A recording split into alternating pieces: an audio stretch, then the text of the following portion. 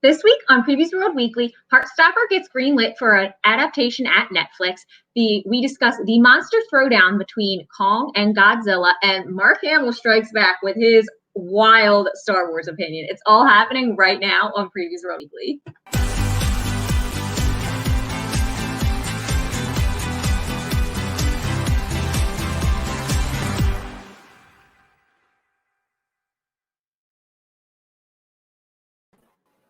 What's up, Previews World? It's Wednesday. It's New Comic Book Day, which means it's time for Previews World Weekly. I'm one of your hosts, Troy Jeffrey Allen. I'm your other host, Ashton, Greenwood, aka the Duchess of Free Comic Book Day, and I wore my Free Comic Book Day shirt for y'all today. Nice. It correctly says first Saturday in May. This year, it's on August 14th. There you go. You beat me to it. There you go. Yeah. So mark your calendars. What's up, Tommy Sharp? Hey yourself. How's Hi, it Tommy. going, man? So Ashton, you're excited, right? You're pumped. Yeah. You're pumped for various reasons. Some of the topics today are near and dear to your heart, but one in particular you caught wind of today, and I wanted to hear more about it. What's this business with Alice Oseman? What's going on here? Yes. Okay. I am ungodly excited for this. When Troy messaged me the article about this, I melted. So Alice Oseman's graphic novel series Heartstopper, which I've mentioned on here many, many times and did an interview with her last year to discuss it, has been picked up by Netflix to be adapted into a live action series. And what is super cool about this is Alice Oseman herself is actually the one writing the script. So it's going to be as true as possible to the original story and the things that she intended and the things that she's trying to say. And I am so excited. There's not too much is known about it yet. It'll be 8 episodes, half an hour each. But other than that, not too much news yet. But I'm so hyped. I adore this. I think it's beyond just being oh, it's cute and fluffy. It's a nice romance. She's not afraid to sink her teeth into things like mental health and consent and, homophobia and really get into harder issues. So I think it'll translate well onto the screen. Yeah. No, actually, I thought that was pretty cool. Though, the little bit I know about, Heartstoppers, because I watched your interview with Alice Oseman that you did a few months ago on Previous World's YouTube. But yeah, the little bit I saw about it, I was like, yeah, this makes a lot of sense. For her to grab this deal and for them to be doing an adaptation of some of her work, I think is actually pretty cool. So, and I always think it's cool when it happens with indie people too. Ilya says an adaptation of Heartstopper. Oh my God, my girlfriend would be so excited to hear about this. Yeah, I guess she would, Ilya. I texted him immediately after. I was like, "Did you see this?" And I was went on this whole thing. I was probably talking to myself because he was like, "Yeah, whatever." But I was like, "I can't wait to see the cast. This thing about the script. And he was like, "All right, you need to relax." I also get some more people saying hi. Hi, Rodolfo. What's going on with you? Ashton, who would you like to see cast in the Heartstoppers? Have you done any fan casting yet? I haven't. You know what? I mean, it's English, right? So it's I feel like you need to reach into the pool of English actors, many of whom I'm not aware of. What's the first English actor you can think of? The first English, Tom Holland, but he needs to chill. He's in everything. Okay, that's fair. He is actually in a lot of stuff. I just watched this weird movie about hillbillies in the woods, and it was just really strange. And a pastor sleeping with I don't know. It was very weird. It's the devil something. I can't remember right now. But yeah, he is in a lot of stuff, to your point. I totally derailed the conversation with that, but still. Let me derail it a little further and then we'll get back on track. I saw a rumor the other day that Tom Holland is being considered to play Willy Wonka in an origin story movie. We don't need that. Nobody needs that. We don't need a Willy Wonka origin story. Wasn't the Tim Burton movie supposed to be Willy Wonka after the first movie? Yeah, I don't know. Was it a remake? I don't think I actually saw that one, so I'm not even sure. I think it was a remake. Was it? We talked about the one with Johnny Depp, right? Yeah. Yeah, it's a remake. Okay. It's a remake. Okay, Johnny's saying it's a remake. Yeah, we don't need to go back to that. Well, I think they're I don't think anybody's clamoring. Every time I hear stuff like this, I'm always like, who asked for this? What group of people? What majority of people online were or in real life, or outside the gates of WB were asking for a Willy Wonka prequel? You know what I mean? None of them. I don't want that. Then they're going to do all that goofy stuff where it's they'll probably do all the goofy stuff where it's like they'll do winks and nods to like the movie, the actual Willy Wonka Chocolate Factory movie, and I don't know, but I don't want to see that anyway. Sorry, I didn't think I had a strong opinion about it, but I do, I guess. Ashton, who would win in a fight between King Kong and Godzilla? Godzilla. Godzilla. Okay. All right. I'm first of all, I appreciate that you gave the time to think about that. And apparently you're not wrong, because a lot of people do feel that way. But here's the thing. We got a clip, a very, very, very, very short clip from the Godzilla versus Kong movie that's coming out. And literally what you're seeing right now is about the extent of the clip, to be perfectly real with you guys. Is Kong that massive? Has he gotten bigger? Yeah, they've made the effort to give some sort of explanation to why Kong is getting bigger. Like, I think when we see him in the Skull Island movie, he's kind of like a younger Kong. And I remember that was a big controversy at first, because everybody was like, why is he so small? But it's because, he's older. But yeah, they released it. It's coming out in March. It looks like it was leaked. I don't think it was an actual official release. But yeah, it's literally just Kong clocking the crap out of Godzilla. It's like Godzilla sticks his face up and Punk step up to get beat down. He got beat down. Like, he gets clocked right in the reptilian face. So I'm excited. I know this has been a long time coming. The Godzilla and the MonsterVerse movies have been surprisingly good. Actually, I think they've been surprisingly quality. Let me ask you this: Have you seen Skull Island? Did you see the Godzilla from, was it 2013, and then the most recent one? That's the one with Tom Hiddleston? Yes. No, which is surprising because I like him. Right. They're not amazing. Like, I'm not going to say they blow up the world, but I also kind of feel like I saw a lot of people complain when Skull Island came out that the human characters weren't very compelling. But here's my thing. Here's my thing. Like, that's not what we're here to see. We're here for monsters, ridiculous, outrageous monsters that are unrealistic sizes beating each other. Right, exactly. And I understand. I know there's an argument for the original Godzilla was about, this and that, and et cetera, and about humanity's love of the bomb and all this other stuff. Fine, sure. I understand that.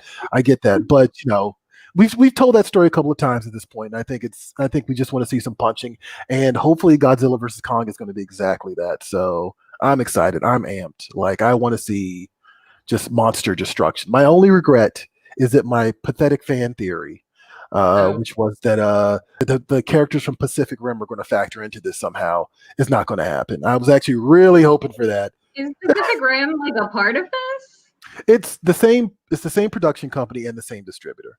So Legendary Pictures, who made the last two Godzilla films and Skull Island, the Kong movie, also made the Pacific Rim and Pacific Rim 2.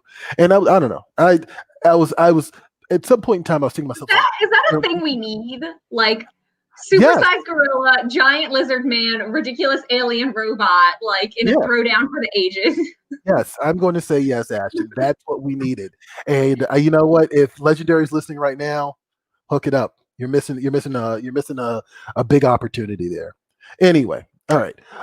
Actually, I just want to remind you guys, speaking of Kong Godzilla, Diamond Select Toys does have the Godzilla license, and they've got a bunch of Godzilla stuff available at your local comic shop. So be sure to head over to PREVIEWSWorld.com, type in search and type in Godzilla and see what comes up. They got Mecha Godzilla, they got every type of Godzilla you could think of. So definitely let your comic shop know if you're interested in some new collectibles. All right, so Ashton, it's an important day, particularly in the United States, right? Yeah. From sea to shining sea, everyone's celebrating New Comic Book Day. So I totally flubbed that. I'm sorry, Johnny. It was supposed to be a great setup. Like, Johnny and I had planned it out before you got into the call, but I just totally butchered it by saying the wrong thing. Anyway, it is New Comic Book Day, so let's take a look at what's available at your local comic shop this week. Mm-hmm.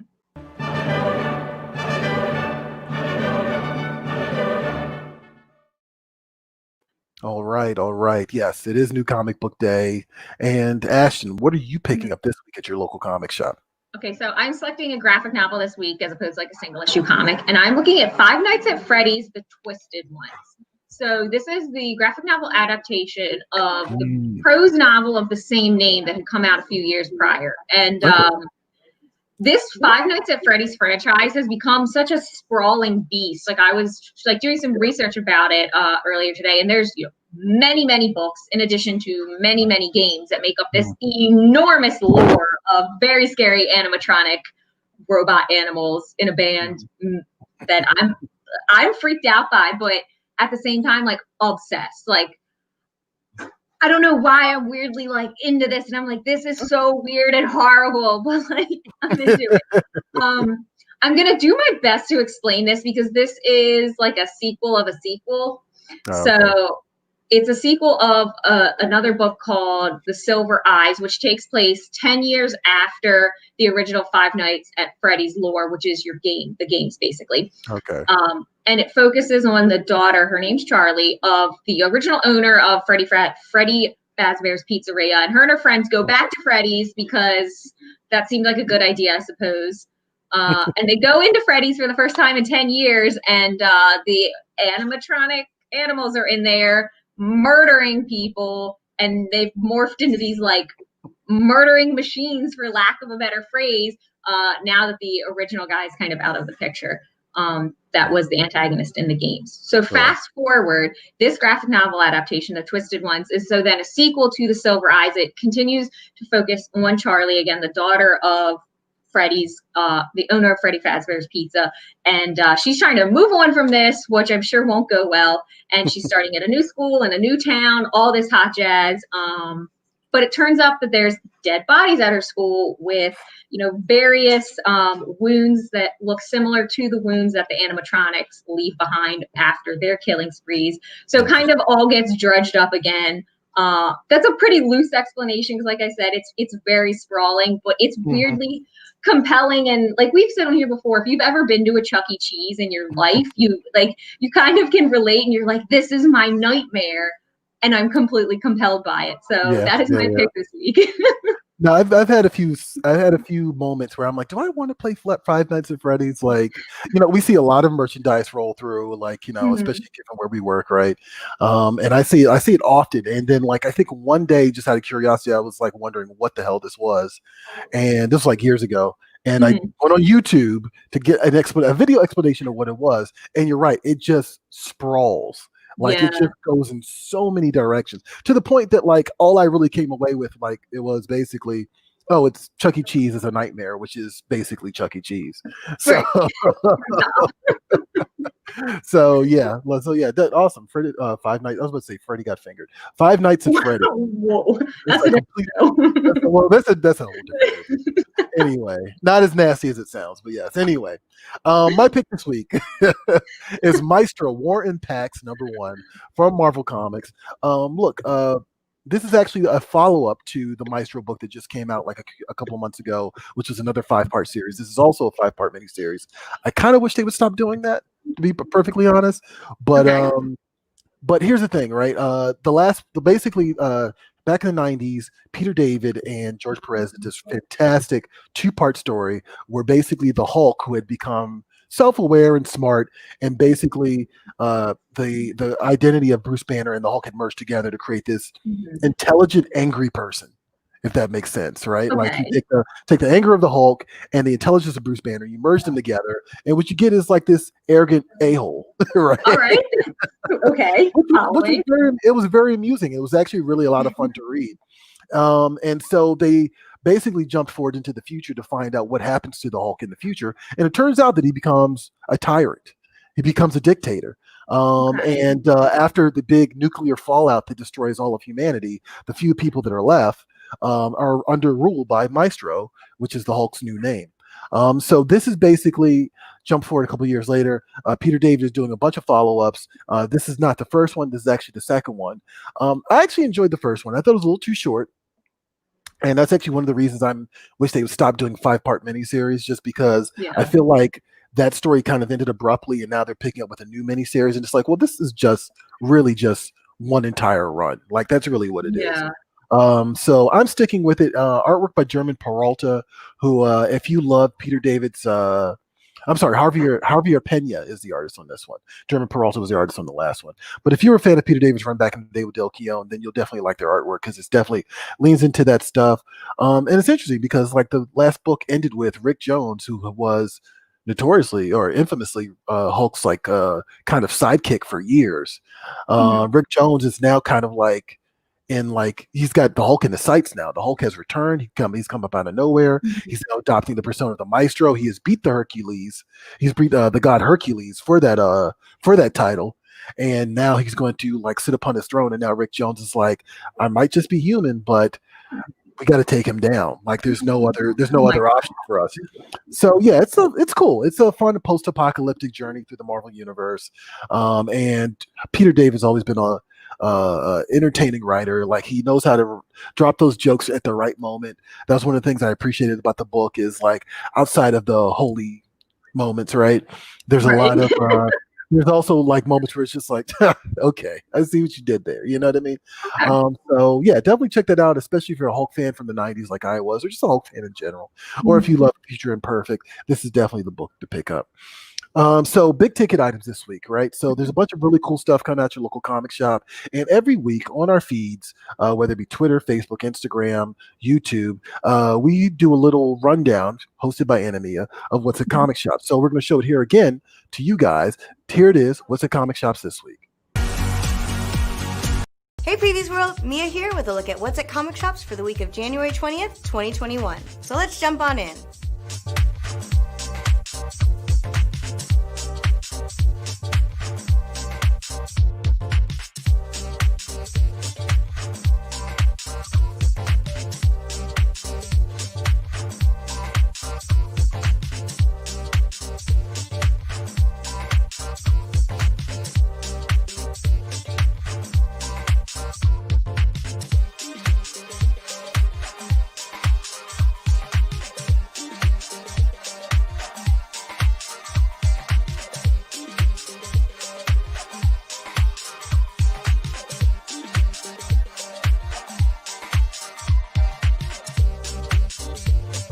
And we're just getting started. The world of comics has even more to offer. So stop at a shop already and you might just find your new favorite thing.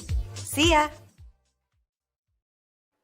And of course, that's not it. There's tons more at your local comic shop this week, including toys, games, apparel. And if you want to see all of it, head on over to PREVIEWSWorld.com/new releases. I like that. Johnny got it up right before I said it. He got it up. PREVIEWSWorld.com/new releases and check out everything that's available at your local comic shop this week. And go back every single week because it gets updated every single week. Ashton, you're not on the WandaVision train, right? You're not here for it. I feel like you're desperately trying to like make people come send me hate tweets. Like I'm not mad at Marvel. I don't dislike WandaVision. I'm not a hater. I just am not that deep in. I don't feel like I need to watch it. There's too much to choose from like already. So I feel like I need to be selective, and this just doesn't register for me. And look, I always like to give you a little bit of crap about it, but like at the same time, I totally understand. Like I can't fully invest in the Star Wars because I'm fully invested in Marvel. You know what I mean? It's just like there's a lot of deviating my attention, and I do have a day job, so right. Even though it is talking about Marvel and Star Wars for the most part at this point, so I get it. But I want to talk about WandaVision with somebody. So producer Johnny Rose, interrupting producer. All right. Since you guys are talking, I immediately have a question I need to have answered since I didn't watch it. I heard that my brother watched it, and his big piece of feedback was... Hold on. What? Spoilers. Oh, Spoilers. All right. You ready, guys? Go. Okay. My brother was like, I watched this. I'm so confused. I have no clue what's happening. So are we confused? Are you guys confused? Do we know what's happening? Everyone knows what's happened. That's what happens on TV. You watch it and throughout the course of a show and you find out what happens. Yeah. I know, but there's like some shows you watch it and you're like beginning, middle, end. And in the beginning, you don't know anything. And by the end, you know some things. But I got the impression that by the end of this, people still didn't know what was going on. We're 2 episodes in on a 9-show run. So to like judge something by 2 episodes so far is unfair. But the funny thing, I'm in a lot of Facebook groups and like Disney groups, and I did that for my planning of my Disney trip last year. 90% of it right now is the casual moviegoer or TV viewer saying, Yeah. I wanted to check this out. I have no idea what the hell's going on. Mm-hmm. So Yeah. you're not alone, but I have a theory about what's going on. And now, Yeah, I want to hear granted, this theory. this is my own theory. I didn't really pay attention to any of the past announcements. I haven't been keeping up on the forums and this and that, but just watching what's going on. My theory is that after the events of Avengers Infinity War, somebody has picked up Vision's cold, lifeless android body and is running a system reboot on him to try and get him back into like operational, functionality. Mm-hmm. There's all kinds of Easter eggs throughout the course of the show. You see symbols for Hydra, you see symbols for Shield, you see the Stark Industries logo. In fact, I have a couple here. Let me just share the screen, and I'm going to bring this up right now. So I believe it's in the first episode. You see a mock commercial for a toaster, and there at the bottom right hand corner is the Stark Industries logo. Yeah. So we know somehow Stark's involved. I think it was in the second episode. There's another mock commercial. Yeah. A watch by Strucker, and Hydra's right there in the middle of it. Yeah. There is the logo for Sword, obviously a prominent organization in the Marvel comic books, which shows up in color in this predominantly like Pleasantville type black and white setting. My theory is that whoever's involved in trying to get Vision rebooted, I feel like they're running a systems reset on him, and people are dropping hints or trying to get in there and figure out what's happening. Like throughout one point of the show, someone like they're listening to the radio and like someone starts saying, Wanda, who's doing this to you? Wanda. So that could lead you to think that it's actually inside Wanda's head, but then it goes to a scene where it pulls out and someone's watching a video feed. So they're monitoring somebody. But this right here, this makes me believe that Sword is definitely involved in trying to Yeah. Well, we know for a fact that there's one of the characters on the show is Monica Rambeau, who becomes Captain Marvel and then Photon later on, and she's largely a space cosmic character. So Sword being involved in that, which is like basically like the shield of space, makes a lot of sense, I think. But I thought that was interesting because I think all the speculation had all been leaning towards, House of M and like Vision and like, those particular runs and those particular comics. And Johnny came up with this thing, which was like, oh, that's interesting. You know what? Why are we assuming it's Wanda? Like, you know what I mean? Like the only hiccup in Johnny's theory I want to point out is that they are outlining that the Doctor Strange movie is going to involve Wanda somehow in the events of, and they don't say Vision, they keep saying Wanda somehow, and the events of this show are going to bleed into that. So, but that doesn't mean that this isn't something going on with Vision. You know what I mean? And I'm also really excited for the idea of Baron Strucker having some role in all this because he kind of got unceremoniously like killed. I mean, he's a dirty Nazi, but still, it was kind of like you could have got more juice out of him, like that. Besides the way that they killed him in Age of Ultron. So yeah, I'm interested in that. I'm actually really curious about that. Again, my fan theory is not completely thought out. I haven't read a full history of the past comics between Wanda and Vision, so I'm not fully up to speed. Which I'm sure a lot of viewers or comic book readers would have much more of an informed opinion than I would. It's just what I'm enjoying it. It's a slow burn. Give it a chance, people. Yeah. Jump in right off the bat, and after only 2 episodes, they're setting something up. They're dropping Easter eggs. Right. Pay attention. And if you're not like a big, huge Marvel fan, it may just be lost on you. I mean, like a lot of people I've seen on forums are just like, what do I have to watch to understand what's happening? I'm like, first of all, Age of Ultron, Civil War, and then Infinity War. That's required watching. Yeah, that's beyond that. Like, if you don't have the time to invest, just watch a YouTube video that'll bring you up to speed. All right. Yeah. Although I'm very much anti-watching YouTube videos to bring you up to speed, even though I just said I did the same thing for 5 months. But I mean, like, if I want to be invested in it, I want to watch it. Like, I just kind of wanted like a surface understanding of Five Nights at Freddy. But I saw a lot of people over the weekend, Johnny, saying like, this show sucks, like it's not what I thought it was, and blah blah. I'm like, and I'm sitting there, I'm like, I saw some people actually upset that Wanda's in this sort of traditional nuclear family role. and in the books, like basically making the argument that like, oh, she's too powerful for this. Why are they trying to make the woman this type of character? And I'm like, well, first of all, we know that it's not real. We know that it's like, Right. I mean, not only is it not real in real life, but it's not even real in the show that she's doing. But also, we know we kind of already assumed that it's some sort of manipulation to coax something out of Wanda and or Vision. You know what I mean? And like on top of that, all the trailers showed the majority of the show is sitcom homages. Like it's going to be the 50s and I Love Lucy vibe. It's going to be Three's Company vibe later on. They're going to get into like maybe the 90s stuff too. They're going to do Bewitched and a couple other things. You know what I mean? And it all, see the WandaVision version of Married with Children. That's what I'm looking for. I know. That would be amazing. Yeah. Doing the Al Bundy just sitting on the couch. Put his hand in the pants. I would absolutely love that. So and yeah, out in the beehive hairdo with the leopard print like style. You're right. Wanda's Peggy Bundy as Katie Seagal. I love it. I absolutely love that. If you're watching right now, let us know in the comments what your fan theories are for Wanda. Yeah. Do you like it? Let us know what you think it's going, because I really want to hear what other people have to say about it. Yeah, I am curious too. Like, yeah, I say just give it a chance. Like, I mean, I had a friend of mine ask me, like, he texted me, he was like, I haven't watched WandaVision. Should I give it a shot, or is it just a bunch of BS? And I'm like, well, I mean, if you're not invested in it, like if you haven't been watching like the last 20 Marvel movies, then I don't really understand why you bother doing so, like trying to get into it now, unless you really want to get invested in it, you want to backtrack and watch all that stuff. But to Johnny's point, yeah, you can watch Age of Ultron, you can watch Civil War, then Infinity War, and at least you get the arc of Vision and Wanda in those movies and the conflicts that have kind of brought them together, but also kind of actually separated them too. So real quick before we close this out, I just kind of want to tie it back to comic books. I mean, it's just like comic books. You can jump into like any story arc and have like a basic understanding and enjoy it for what it is.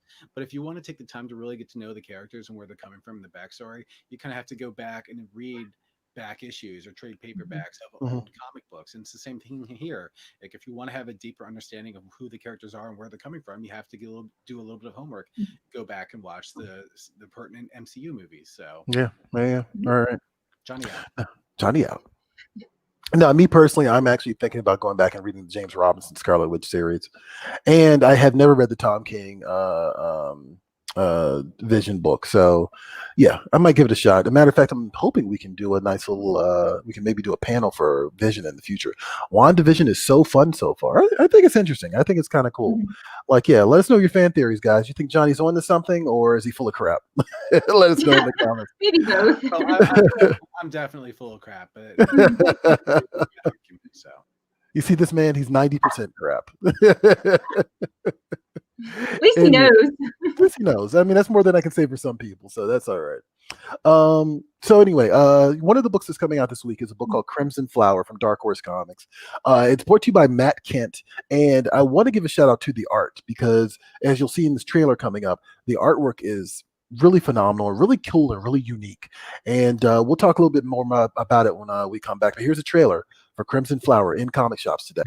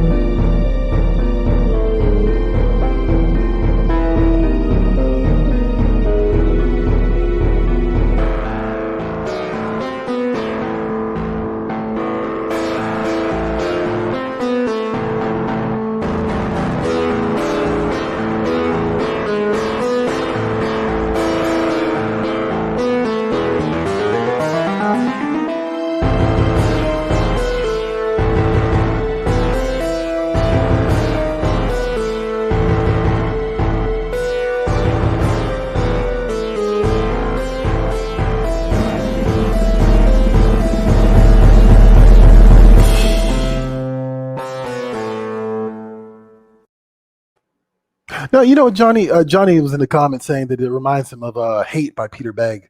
Yeah, I could see that. I could totally see that. Like, I think that like it's in that vein. Like, I think like they go in two different directions art wise. But yeah, I want to give a shout out to his name is Matt Lezanuski, who is the artist on this one. I'm actually hoping we can get a nice little Got It Covered interview going with him in the near future, because I would love to just find out more about his process behind this book. But yeah, that is Crimson Flower. It's about a woman who is coping after the events of a home invasion. She is coping with her trauma by immersing through folk tales specifically, which I think is why you get kind of the Aesop fables, kind of like old-timey vibe from the artwork. Actually, speaking of folk tales, that kind of dovetails into our next topic, which is this week's unpopular opinion. So, we asked a bunch of our, I'll just give it over to Ashton and let her take all the heat. How about that? Yeah, I'm ready. Here we go. It's unpopular opinions time.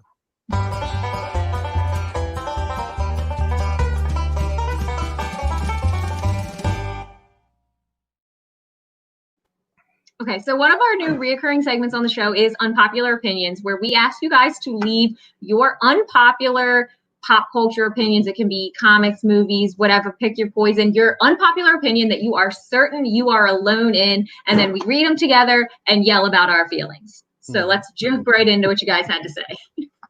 Right into David the void. said, right into the void, my favorite place to be. David says, comic book decline came when villains were treated as heroes. It's interesting. It's an interesting thought. I want to talk about that one. I have something to say about that. Jeff says, The Dark Knight is not a good movie. Really, the whole Nolan Batman trilogy is overrated and misses the core concepts of the character. Look at that. 24 likes. I love it. We'll talk about that one too, because I know you have feelings about I have some strong feelings about that. Yep. Deanna says, reading comics is difficult. It's a skill set I never developed when I was younger. I read them at about 10% the speed I can read a novel. I spend so much time trying to figure out which bubble is next. Sometimes I realize I'm not even looking at the pictures and have to backtrack. As an adult, learning to read comics is challenging. I don't get why so many teachers see it as an inferior literature. That's also really interesting. Yeah. Mm-hmm. Scott says, the Goddess of Thunder is better than Thor, is a better Thor than Thor. I saw that quite a couple of times. Oh God. Okay. Stuart says, oh gosh. Hi, I'm Jack Kirby. Perhaps you've heard of me. I created Stan Lee. That is an enormous hot take. That is a hot take. But you know what? It's also not a hot take at this point, because I mean, for years I've been hearing like people say like Stan Lee is a hack. Stan Lee didn't create anything. It was all Jack Kirby. Blah blah blah blah blah. Look. And I know that I know this is like, I don't want to fully put this on artists, right? But I notice a lot of artists do feel this way, and I'm kind of like, look, guys, it's a comic book. It has to be written and it has to be drawn. Yeah. And it's a very strong possibility, and this is my stance on it, that, Jack Kirby gave these characters the look and the dynamics, the thing that makes them dynamic, right? But Stan Lee gave them personality, and he also created an overall style and tone for the Marvel universe. And both of those things are valuable, and I think that's clear from how they've transitioned into film and television. So yeah, anyway, that's my little 2 cents on that topic. I hear that so much. Unpopular opinion from Troy Bayer. The Nolan Batman movies are mostly good cinema, but mediocre Batman adaptations. I love it. There you go. That's it. I'm with that. Oh, is that your opinion? All right, hit me with this. Let's talk about Batman. Okay. First of all, let me point out, I think Batman Begins, the first in that trilogy, is actually a really good Batman movie. Like, I think that it hits all the right marks. It gives the mainstream a lot of stuff that they hadn't seen from Batman. It takes all the best elements of particularly the Neil Adams, Denny O'Neil run, and kind of turns it into a movie. And so, yeah, I thought it just handled it perfectly. It kind of outlines that character so well, which is why it's so disappointing what happens in the next 2 movies. And I say that because Batman's such a strong character in Batman Begins, and with each following film, he becomes less and less relevant to his own movie. And The Dark Knight is interesting if you look at it like, okay, it's a crime film like Heat. All right, yeah, sure. All right, I get that, right? Sure. But Batman's dumb. Like through the entire movie. And I get it, like Batman's not supposed to be like, at this juncture, like Batman is still learning how to be Batman, right? But Right. but it's like there's some really important things that are a problem when the movie is called The Dark Knight and Batman's costume looks dumb. Like he sounds stupid. He sounds stupid when he talks. And he just makes and look, I'm not one of those people like, oh, the main character has to make all the perfect choices, right? But like he just kind of makes this just really doofy, stupid decisions. You know what I mean? Like that are things that like he should have learned after the last movie. Like, you know what I mean? And I feel the same way about the Spider-Man movies by Sam Raimi. I think, I could get on a tear about that too, like about characters not learning things that they already learned in the first movie by the second film. But yeah, that's kind of like my hot take. And I absolutely Dark Knight is cool. It's cool. It's all right. Yeah, but Batman, like, I think it's probably important to point out here, too, that specifically with The Dark Knight, like, Batman gets completely crushed under the weight of the Joker, and that's only become more and more true, like, as the movie has aged post Heath Ledger's death. It's not even about that. That is not about Batman, and it only moderately was to start with, but it's certainly not now. Exactly, right, yeah. So, yeah, look, Heath Ledger deserved the Oscar. Not going to knock his performance. He does a great performance. It's uncanny. And then Dark Knight Returns is just butt. Like, it's just like I continue to say that like the best thing about that movie is actually Anne Hathaway. Surprisingly enough, I think she does a great job as Catwoman. I thought she was cringy. You thought she was cringy? I mean, like I got Catwoman vibes for her, so I was happy. But yeah, like. The Dark Knight Returns is just, Rises, is just crap. I can't think of a better word for it. So I'm sorry. What were the other hot takes that no one asked our opinion about, but we're going to give our opinion about? I want to talk about the one that was like villains were ruined when they become heroes or treated as heroes or whatever. Oh, yeah. I mean, I can see this argument. Like, I think that, like, especially from the DC camp during the 2000s, they really got into this murky area with their heroes, and so you suddenly had, I know particularly people love to point out the rise of Harley Quinn, like how like she was kind of like meant to be like this tragic story, and now she's kind of like the hero, and she's the leader of the Suicide Squad, I guess now, or whatever. And like also the emphasis on the Joker and giving him more and more of a sympathetic backstory, and like yeah, I mean, I could see that argument, but I kind of still feel like heroes are still heroes. Like, I agree, but I think like I kind of feel like you devalue the hero when you take away their counterpoint, which is a good villain, a successful villain, and that can be a villain that you either really hate or really like. But when you play this weird middle ground where you're like, well, here's this character you're supposed to hate, but like also kind of feel sorry for them, but you don't like them, you feel sorry for them, they're not a bad guy and they're not a good guy. It gets too murky and it devalues the hero because there's nothing to fight against. Right, and also, if somebody's going to be a bad guy, like, just let him be a bad guy. It is okay to have people that represent the negative parts of our society or the evils of our world. You don't need to backtrack on that later. Like, not everybody needs a redemption arc. Not everyone deserves a redemption arc. Just let it go. We need bad guys. They make the stories more relatable. Bad guys don't backtrack themselves in real life, so why would they in these stories? Right. No, and I mean, we definitely hit a point. I think actually, really, I think it was after 9/11. Really, a lot of movies and comics and television, like re-examined terrorism, right, and why it happens. Tyrone Jones says you're right. But examine terrorism and why it happens, and what is the cause and effect of that, and that's when we started to get like really these, and it's been around before, but we really started to get a lot of sympathetic villains all at once. You know what I mean? And I mean, and it's interesting. Like, I think that, like, look, if we want comics to be a medium that's considered to be literary, right? If we want to value them, put them on the same plane of existence of any other form of literature, then we kind of have to be open to the idea of like, look, they're going to tell stories about, they're going to get into murky territory, even the superhero books. But to your point, good villain is a good villain. Like, sometimes you just want the bad guy to be the bad guy. And I think we did hit peak, like, sympathetic villain about, like, God, I want to say maybe 10 years ago. And it just hasn't gone away, really, in a lot of ways. So, all right, what else? I wanted to get a little bit into the whole there was one reader who said something about comic books being hard to read. I've actually heard this before. That's right. Yeah, I don't know if you've heard that argument before. I don't know if we're gonna have time to get into that, but I've heard that argument before, and I know look, I started reading comics when I was about 8 or 9. So maybe my brain just kind of took to it. But I know that there are people who just literally just don't understand how you read it. They don't know if it's left or right. You read up and down. You're supposed to look at the pictures. It's a thing. It's a real thing. Yeah.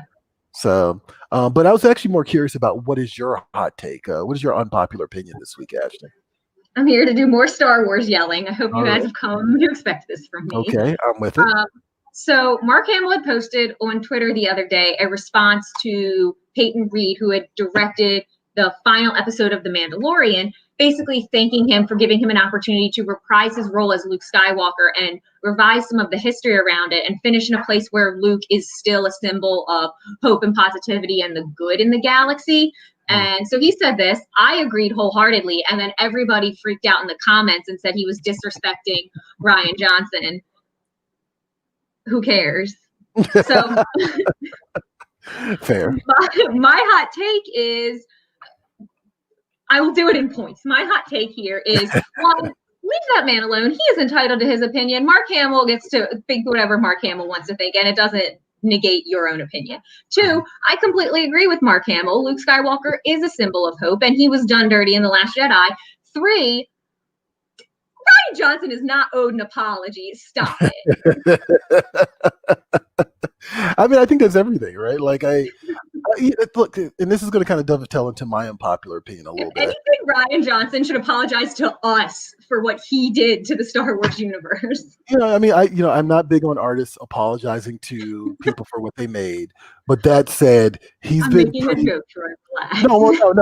But I was going to say that I was going to actually back you up on this. I was going to say he's been, from what I've seen, he's been kind of indignant about it. It's gone beyond I'm an artist and I'm going to stick to what I made, and been more go to hell, all of you. And you know what? Playing devil's advocate, if we're going to do the sympathetic bad guy shtick, right? I get it. Maybe Rian Johnson, he gets a lot of hate DMs, I'm sure from Star Wars fans.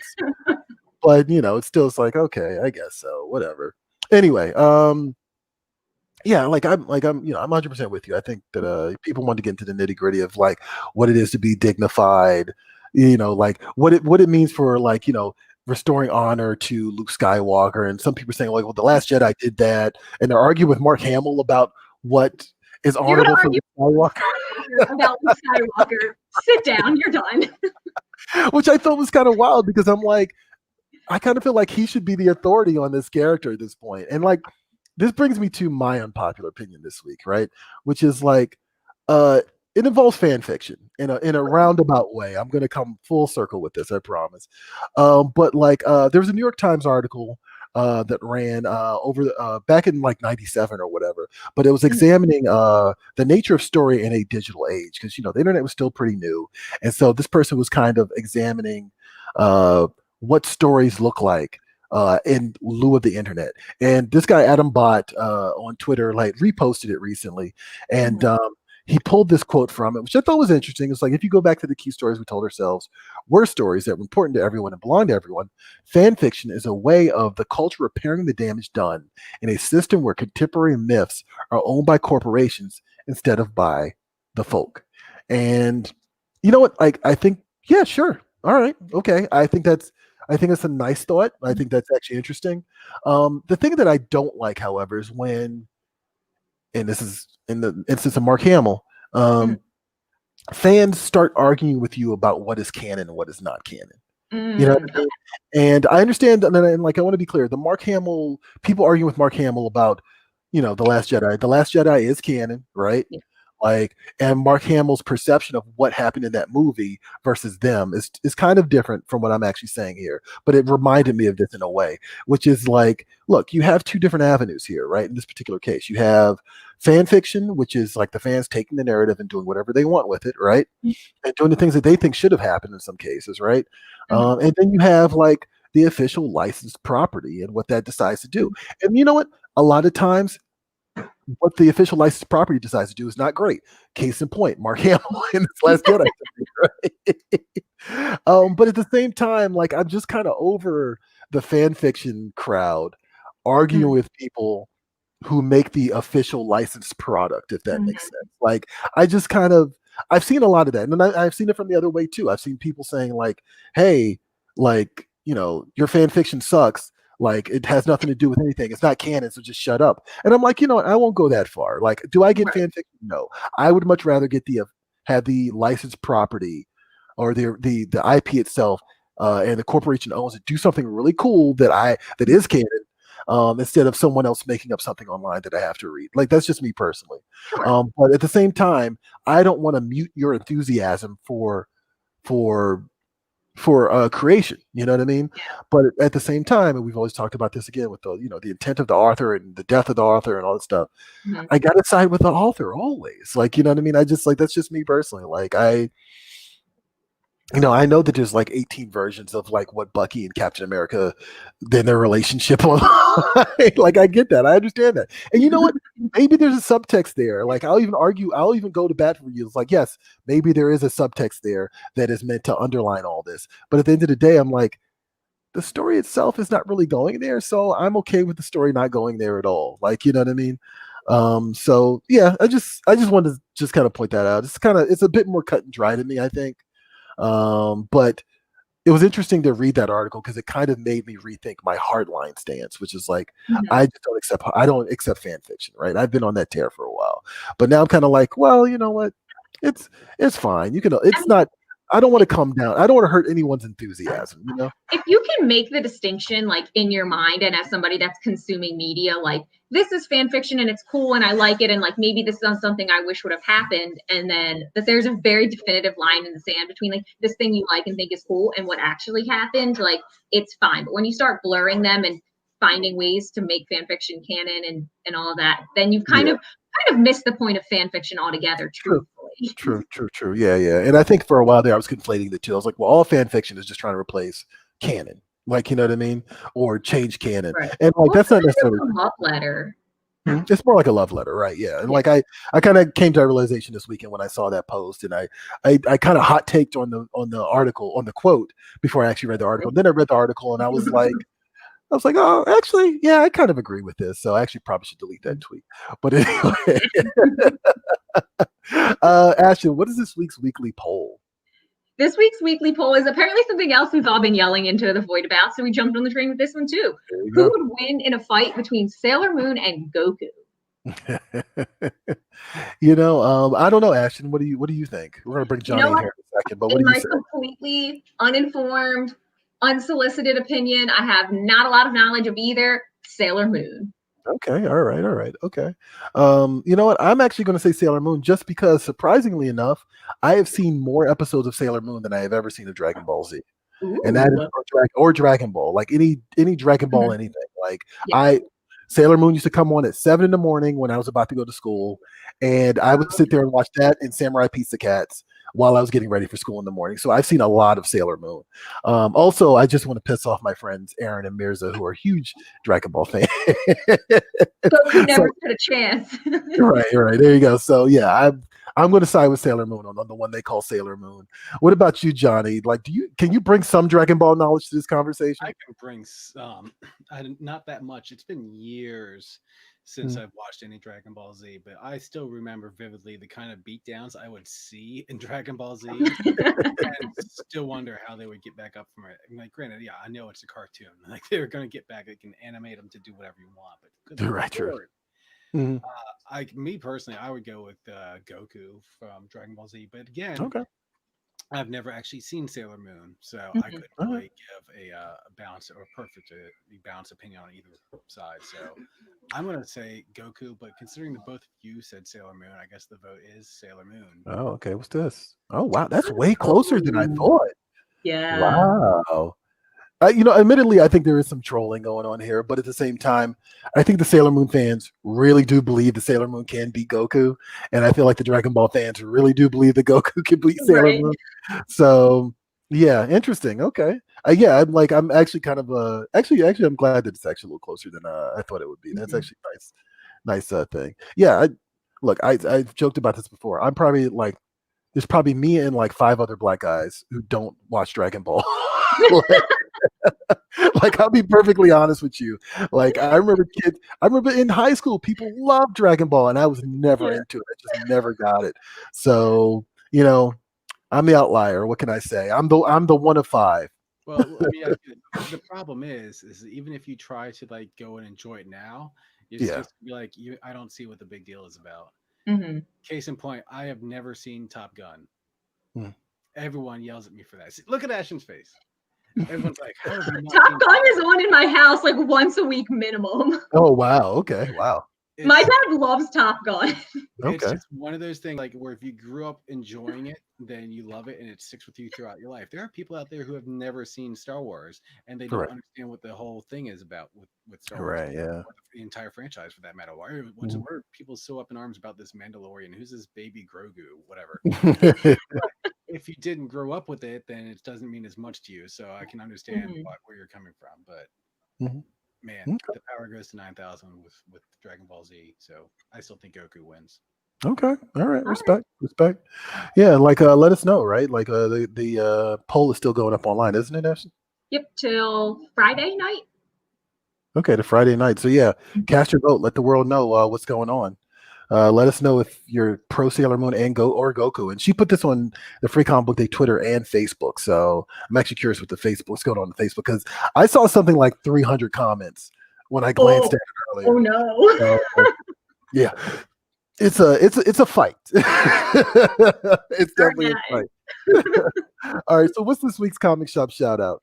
This week's comic shop shout out goes to Heroes and Hobbies in Canada, and it comes from our friend Shannon. So if you would like us to shout out your local comic book shop, find us on social media, tag your shop if they have a handle, and use the hashtag #SupportYourLCS, and we will find your post and we will shout out your comic book shop on the show and spread the love. All right, cool. And look, hey guys, I want to remind you to like, follow, subscribe. That is the trifecta. That is the blessed trinity of the internet, right? I'm just going to remind you of that because, look, we rely on you guys to like keep watching, and hopefully we're doing a good job. But we want to know what you think, whether you hate it or you love it. Just let us know in the comments and interact, engage with us, and just geek out with us on week to week on Free Comic Book Day and Previous World. That's across all platforms, Twitter, Facebook, Instagram, you name it. Not TikTok yet, but that might be changing soon. So there we go. Anton says, love Sailor Moon. Yeah, actually, I have like a odd fond recollection memories of Sailor Moon, so, and none of Dragon Ball Z whatsoever. Anyway, that's it for this week's show, guys. Join us next week because we're gonna have Maki Roll on the show next week. She's got a Vampirella cover dropping from Dynamite, and so she's gonna talk a little bit about that. She's gonna join us for the whole show, so we're gonna do this all over again with Maki Roll, and hopefully she has some hot takes and unpopular opinions that we can roast her for as well. But that's it for Previews World Weekly. I'm one of your hosts, Troy Jeffrey Allen. I'm your other host, Ashton Greenwood. And we will see you guys at the Spinner Rack. Catch you later.